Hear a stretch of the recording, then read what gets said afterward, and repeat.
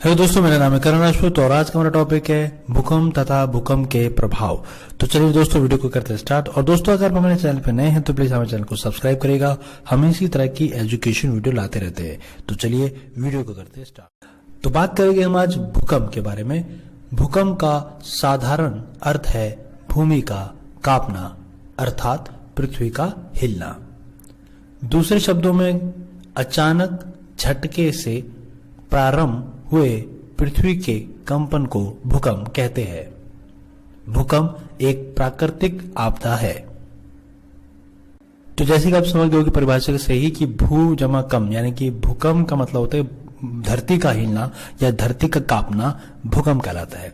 और ये एक प्राकृतिक आपदा, जैसे कि हमने अभी परिभाषा में आपको हमने समझाया। चलिए आइए इसके अब हम भूकंप के प्रभावों के बारे में बात करते हैं। तो चलिए आइए, भूकंप के प्रभाव या भूकंपीय आपदा से होने वाले प्रकोप निम्न है। पहला, भूकंप की वजह से पहला जो पॉइंट है वो है भूमि का हिलना। जैसे कि हमने परिभाषा में बात करी थी, तो भूकंप के प्रभाव में से सबसे पहला प्रभाव है भूमि का हिलना। और अब हम बात करेंगे अपने अगले पॉइंट की ओर, धरातलीय विसंगति, यानी कि जो धरती है वह जो उसका शेप है या जो उसका आकार है वो बिल्कुल बिगड़ जाता है, जैसे कि आप चित्र में देख पा रहे हैं।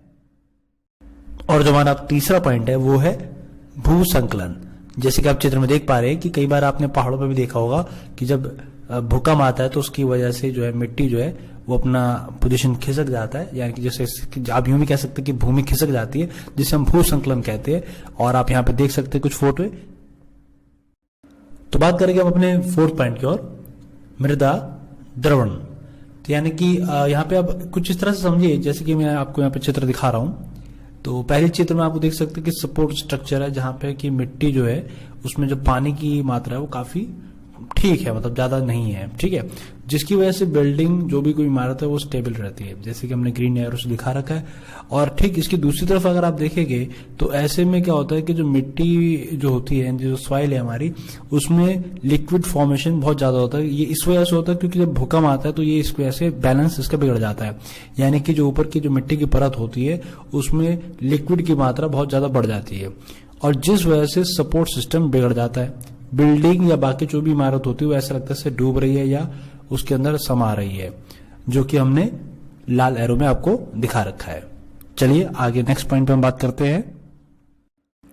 और जो हमारा अगला पांचवा पॉइंट है वो है धरातलीय विस्थापन हो जाना। जी हाँ, जो कि एक्चुअल में जो भूमि जहां पे थी वो अपनी पोजीशन थोड़ी सी बदल लेती है या चेंज कर लेती है। तो इस तरह की भी समस्या भूकंप के द्वारा होती है। अब बात करेंगे हम अपने अगले पॉइंट की ओर, जो कि है सिक्स्थ पॉइंट, जिसका मतलब है हिम संकलन।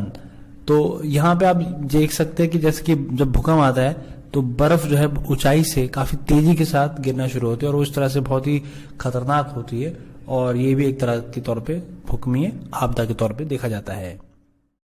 तो अब हम बात करेंगे अपने सातवें पॉइंट की ओर, बांध एवं तटबंध के टूटने से बाढ़ का आना। जैसे कि आप चित्र में देख पा रहे हैं, यहाँ पे बांध और तटबंध टूटते हुए नजर आ रहे हैं, और इसकी वजह से जो है पानी का बहाव बहुत तेज हो जाता है या उन क्षेत्रों में चला जाता है जहां पे रिहायश या फिर लोग रह रहे होते हैं, जो कि बहुत बड़ा एक आपदा का रूप ले लेता है, जैसे कि आप चित्र में देख पा रहे हैं। अगला पॉइंट है हमारा आठवां, आग लगना। जी हाँ, भूकंप के कारण कभी कभी पाइप में रिसाव हो जाना या फिर कुछ ऐसी घटना जिसकी वजह से पाइपिंग फट जाती है और गैस लीक होती है, और इसकी वजह से भी कभी कभी जो है आग लगने के केसेस भी आते हैं, जो कि भूकंप के द्वारा ही होते हैं, और ये भी एक भूकंप का प्रभाव है। और हमारा अगला पॉइंट है वो है नौवां, वो है इमारतों का टूटना तथा ढांचों का ध्वस्त होना। जी हाँ, जो कि सबसे खतरनाक होता है जब भूकंप आता है। तो भूकंप के अंदर जो बड़े बड़े मकान होते हैं या बिल्डिंग्स होती है वो उसकी वजह से टूट जाती है या फिर ध्वस्त हो जाती है। और हमारा अगला यानी कि 10वां पॉइंट है सुनामी लहरें उत्पन्न होना। जी हाँ, तो जब भूकंप आता है यानी कि समुद्र के अंदर या फिर समुद्र के अंदर अगर भूकंप आता है तो उसकी वजह से जो बड़ी बड़ी लहरें उत्पन्न हो जाती है, जिससे कि पूरे के पूरे जो टापू के आसपास के शहर होते हैं वो पूरे तबाह हो जाते हैं। वो इतनी तेज रफ्तार होती है, इसकी काफी तेज रफ्तार होती है, जिसकी वजह से जो आसपास के जो टापू के इलाके होते हैं या रिहायशी लोग होते हैं उनके जीवन को संकट होता है। तो सुनामी लहरें उत्पन्न इसकी वजह से होती है।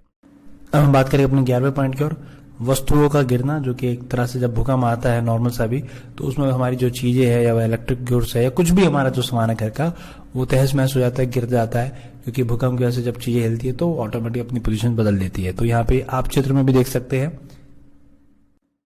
और हमारा अब ये 12वां पॉइंट है, धरातल का एक तरफ झुक जाना। तो कुछ कुछ कंडीशन में भूकंप इस तरह से आ जाता है कि बाकी चीजें तो सामान्य रहती है, पर कुछ जो धरातल है वो एक तरफ झुक जाती है, जिसकी वजह से जो बिल्डिंग होती है या कई और चीज होती है वो एक तरफ हो जाती है या एक तरफ मुड़ जाती है। तो ये सभी जो हमने बात करी आज भूकंप के प्रभाव अथवा भूकंप से आने वाले आपदा के बारे में या समस्या से आप भी कह सकते हैं। तो जब भूकंप आता है तो ये सारी समस्या भी वह लेके आता है। आशा करूंगा कि आपको वीडियो अच्छा लगा होगा और कॉन्सेप्ट समझ में आ गया होगा। अगर वीडियो अच्छी लगी तो प्लीज लाइक शेयर कमेंट जरूर करिएगा, और अगर आपको कोई और टॉपिक पे भी वीडियो चाहिए तो प्लीज मुझे हमें कमेंट सेक्शन में जरूर बताइएगा। धन्यवाद।